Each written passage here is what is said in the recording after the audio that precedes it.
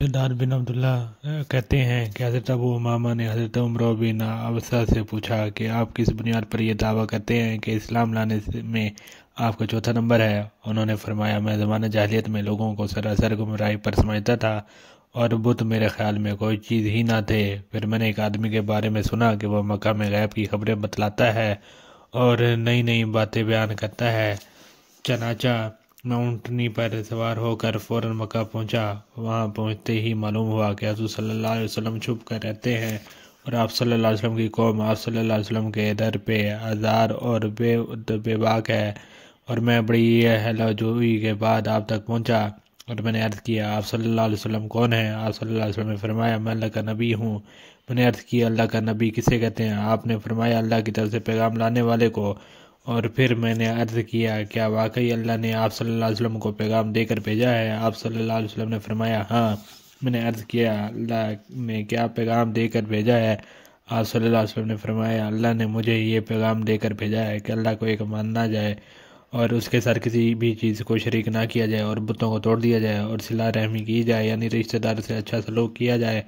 मैंने आपकी खिदमत में अर्ज़ किया, इस दीन के मामले में आप सल्लल्लाहु अलैहि वसल्लम के साथ कौन है? आप सल्लल्लाहु अलैहि वसल्लम ने फरमाया कि एक आज़ाद और एक गुलाम। मैंने देखा तो आप सल्लल्लाहु अलैहि वसल्लम के साथ हज़रत अबू बकर बिन अबी कुहाफा और हज़रत अबू बकर के गुलाम हज़रत बिलाल रज़ियल्लाहु तआला अन्हु थे।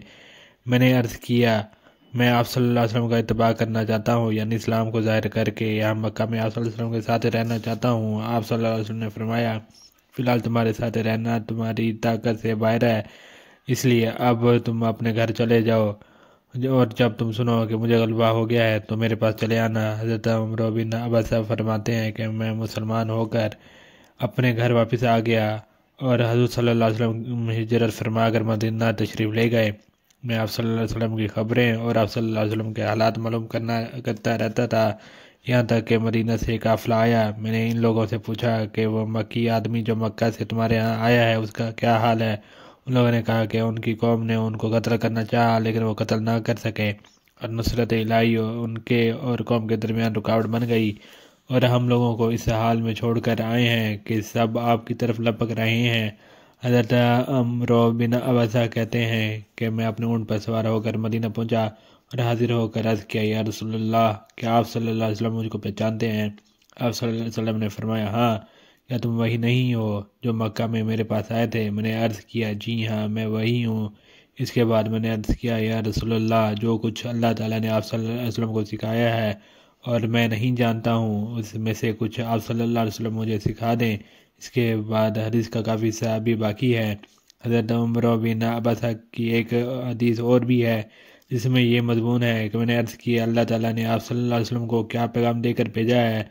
आप सल्लल्लाहु अलैहि वसल्लम ने फरमाया, ये पैगाम देकर भेजा है कि सिला रहमी की जाए और इंसानी जानों की हिफाजत की जाए और रास्तों को पुरअमन रखा जाए और बुतों को तोड़ा जाए और एक अल्लाह की इबादत की जाए और उसके साथ किसी को शरीक ना किया जाए। मैंने अर्ज़ किया, ये अहकाम जो अल्लाह ने आपको देकर भेजा है बहुत अच्छे हैं और मैं आपको इस बात पर गवाह बनाता हूँ कि मैं आप सल्लल्लाहु अलैहि वसल्लम पर ईमान ला चुका हूँ और मैं आप सल्लल्लाहु अलैहि वसल्लम को सच्चा मानता हूँ।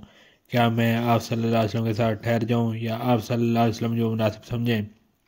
आप सल्लल्लाहु अलैहि वसल्लम ने फरमाया, तुम खुद देख रहे हो कि जिस दीन को लेकर मैं आया हूँ लोग उसे कितना बुरा समझ रहे हैं, लिहाजा अब तुम अपने घर जाकर रहो और जब तुम मेरे मुतल्लिक ये सुन लो मैं अपनी हिजरत वाली जगह पर पहुँच गया हूँ तो उस वक्त मेरे पास आ जाना।